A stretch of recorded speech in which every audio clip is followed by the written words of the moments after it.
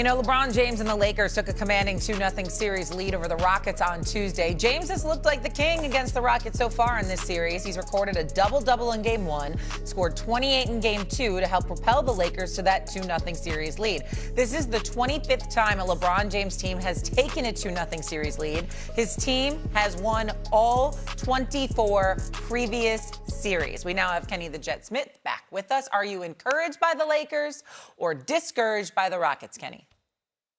Well, I would say encouraged by the Lakers, because when you have a basketball team that you say you have an A, B, and C option, and Luka Doncic was A, you had Austin Reeves at B, and LeBron James was at C.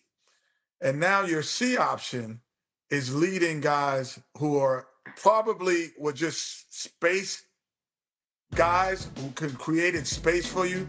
Luke Kennard, Marcus Smart, and DeAndre Ayton have really played exceptionally well, while the C option is leading us. And I will say this, you talked about me being blasphemous earlier about talking about the Knicks, but LeBron James has moved a slight bit closer to the legacy of Michael Jordan in my mind, because this is incredible that a guy who's 41 years old is leading a team this way. Because if I was 25 years old and a 40-year-old walked into the park, I would be like, oh, this is an easy win today, because he cannot sustain the type of effort that he would need. But he is making three guys who were really just thought of to space the floor, mark and defend. Marcus Smart come and defend. Luke Kennard space the floor. And DeAndre and rim run. He has made them prominent offensive threats right now, which is incredible. We're running out of time, Kenny. I'll say this to you. Shockingly, I'm glad you're sitting down. I agree with you. He's moving closer to that GOAT status. I agree with you, because I think what he's done is phenomenal. To be on the Mount Rushmore of basketball as one of the top 4 players in the history of basketball, and to be deferential to Austin Reeves and Luka Doncic throughout the year, to play all 5 positions, even a center at one point in time, to a triple-double 1 minute, 30-piece another minute, doing whatever it takes to win. You can't say enough about LeBron James. He's been absolutely phenomenal. But the answer to this question is the disappointment in the Houston Rockets. I mean, you're 10 for 34. That's 29% on wide-open threes in this series. You worked all year knowing you had lost Fred VanVleet. You never went out and got a point guard. You got Kevin Durant having nothing for you in the second half. This ain't chopped liver. This is KD Trey. This is one of the greatest snipers in the history of basketball. What the hell is going on? So you're looking at the Houston Rockets right now, coached by the great Ime Udoka, who's being out-coached by J.J. Redick at this particular moment in time, because J.J. Redick is finding switches and solutions and stuff like that and making adjustments, and Houston seems ill-equipped to do anything. What is Reed Shepherd, one of your best shooters, doing on the bench, even though he's not a great point guard? What is he doing on the bench for a chunk of time instead when you need shooters out there? There's a lot of questions about Houston right now. They're not looking good. They're not looking impressive. And if the Houston Rockets lose this series without Luka and without AR. Years young, turning back the clock, leading the Lakers to a commanding 2-0 lead over the Rockets as the series heads back to Houston. Is this series over, Michael?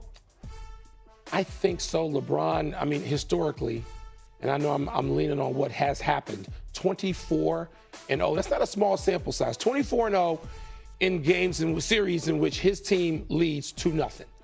And if Kevin Durant, we don't know what effects the knee contusion are having. He scored 20 points in the first half. Clearly ran out of gas, did not have it physically in the second half with 3 points. That's not Kevin Durant. So we're looking at a Houston team which has really been disappointing, to be honest with you. Very much through so. These first 2 games.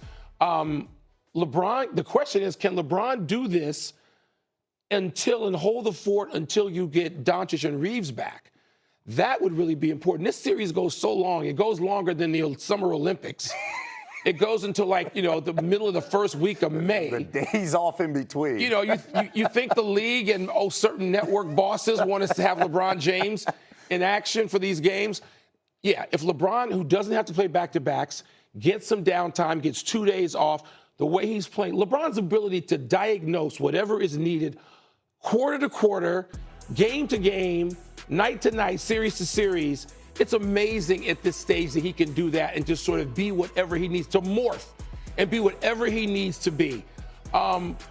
look, even if they win this series, they get OKC next. Yeah, but So potentially you get Luka. let's not look too far. You get Luka and Austin Reeves But back. even with Luka and Austin Reeves, they had all those guys. They went to OKC and got smacked. And that's when Luka in got the regular hurt. season. Yes, when they all of a sudden there was a hammy. So LeBron, there are no buts about what he's doing, how amazing it is.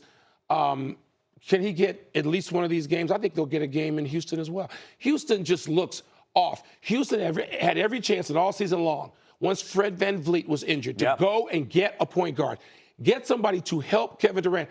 Kevin Durant bringing the ball up in the second half of games and having to do all of this. Kevin Durant not 27 years old either anymore. Houston blew it in a personnel way then. That's top of the pyramid. I'm not putting that on the staff or on the players.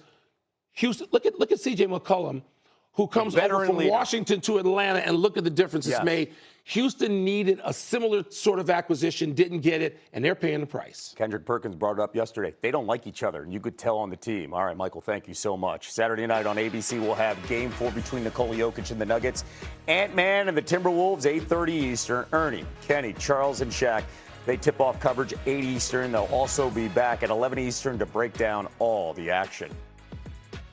Patriots head coach Mike Vrabel won't be with the team for the third day of the draft on Saturday. Vrabel says he will step away from the organization to receive counseling and plans to be with his family this weekend outside of Massachusetts.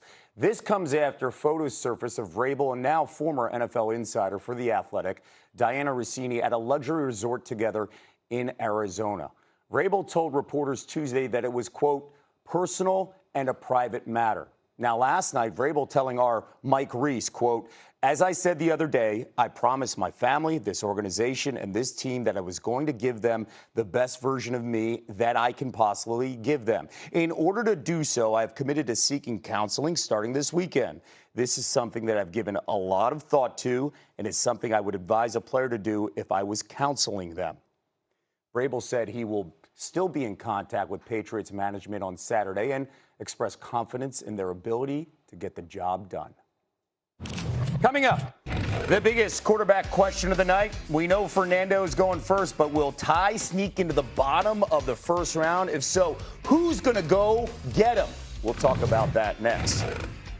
Plus, Alabama opens up the checkbook for Simpson's former head coach. Was it the right move or a Bama blunder? We'll talk about it straight ahead. This is Get Up. Several players, including Jokic and Jamal Murray and Aaron Rodgers, bad defenders. Yesterday, Cam Johnson and head coach David Adelman responded to the trash talk. Let's take a listen here. They've just been saying a lot all season, all series, so let them talk. Let them get everything they want off their chest. I'm cool with it. Thoughts on Jaden McDaniel's comments about your team's defense? I can't wait for his podcast.